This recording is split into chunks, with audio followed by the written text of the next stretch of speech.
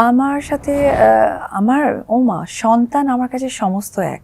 আমার কাছে জয় যেমন বীরও তেমন, টু বি অনেস্ট। এবং আমি কখনোই কোনো সময় মানে ইলিটারেটের মতো বাচ্চাদেরকে কখনোই বাজে মন্তব্য করব না নিজের রাগ বা নিজের যোগ্যতা জাহির করার জন্য।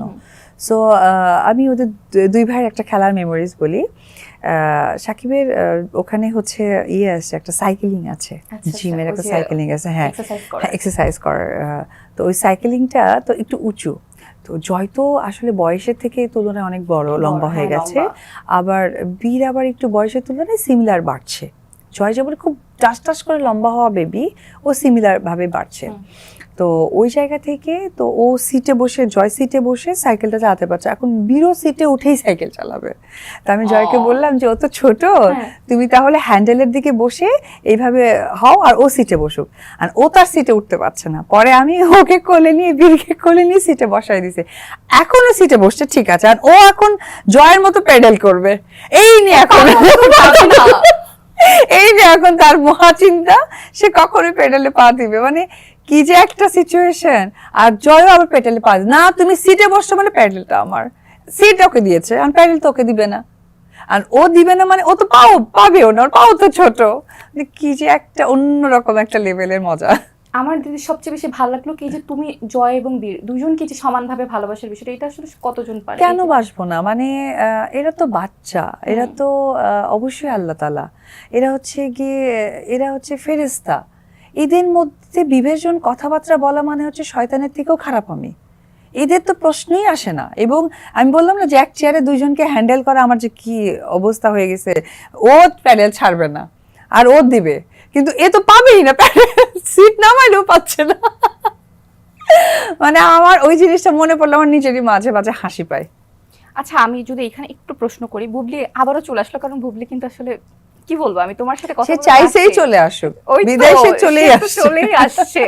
তো এখানে কিন্তু এই যে তোমার এত ভালোবাসা বীরের প্রতি, কিন্তু আমরা কিন্তু দেখেছি বুবলিকে মিডিয়াতে বলতে যে এটাকেও সে অন্যভাবে প্রেজেন্ট করেছে। যখন সাংবাদিকরা প্রশ্ন করছে, সে বলছে না, সে তো আমার ছেলেকে গিয়ে ডিস্টার্ব করে স্কুলে, যখন জয়ার বীর এক স্কুলে পড়তো। এই বিষয়টাকে আসলে কিভাবে বলবো? কারণ তুমি কিন্তু বীরের কোনো বিষয় নিয়ে কোনো নেগেটিভ কোনো মন্তব্য আমি তোমার কাছ থেকে পেলাম না, বরং ওনাকে আমি কয়েকটা জায়গায় দেখেছিলাম। আমার ছেলের সম্পর্কের জায়গাটাও সে প্রশ্নবিদ্ধ করেছে। দেখো আপু, ওনাকে নিয়ে ওই মানে আমি পচা আলু বলেছি এবং ঘৃণা লাগে নামটা নিতে। তো ওই জায়গা থেকে ওনাকে নিয়ে কথা বলার কোনো ইচ্ছা নাই, কারণ কি ওনার কথা তো আমি যোগ্যই মনে করি না যে সেই জায়গা থেকে যৌক্তিকতা আমি দিব।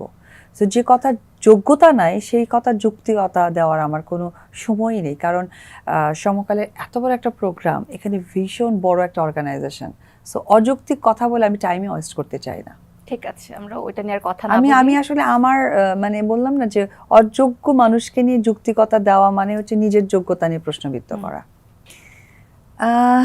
আসলে অ্যাজ এ মা সবসময় বাচ্চাদের ভালো চাই, ফাদার হিসেবে সেও ভালো চাই। প্রত্যেকটা বাচ্চার দিকে বাবা মার প্রথম যে লার্নিংটা থাকা দরকার যে তার ডেভেলপমেন্টটা প্রপারলি হচ্ছে কিনা। আসলে বাংলাদেশে যেহেতু শাকিব খান একাধারে এত বড় লেভেলের একজন সুপারস্টার, আমি এবং পারিপার্শ্বিক যে ঘটনাগুলো মাঝে মাঝে ঘটে থাকে, এগুলো কিন্তু বাচ্চাদের ইম্পর্ট্যান্ট, যে তাদের মাইন্ডে ব্যাডলি সেটা হয় কিনা। সো ওই সমস্ত পারিপার্শ্বিক দিক থেকেই মনে হয়েছে যে বাচ্চাকে বাইরে পড়াশোনা করালে, বাইরে সেটেল করলে ও হয়তো ডেভেলপমেন্টের জায়গা থেকে ওর একটা ওয়ার্ল্ডে তৈরি হয়ে যাবে, যেখানে বাবা মার যে একটা কন্ট্রোভার্সিয়াল সাইডগুলো আছে সেটা থেকে হয়তো বা সে বিরত থাকবে। এটা আমার কাছে অ্যাজ এ মা মনে হয়েছে। পাশাপাশি আর একটা ব্যাপারও যেটা ইদানিং মনে হচ্ছে যে দেশের বাহিরে কিন্তু ওর একটা সোসাইটি তৈরি হবে। যদি ওর এখানে কোনো সোসাইটিতে ইনভলভ হয়ে যায় বা ওর মনে হয় যে আমার সার্কেল তৈরি হয়েছে, মম আমি বাইরে যেতে চাই না, তখন কিন্তু ডিফিকাল্ট হয়ে যাবে ওকে শিফট করানো। এখন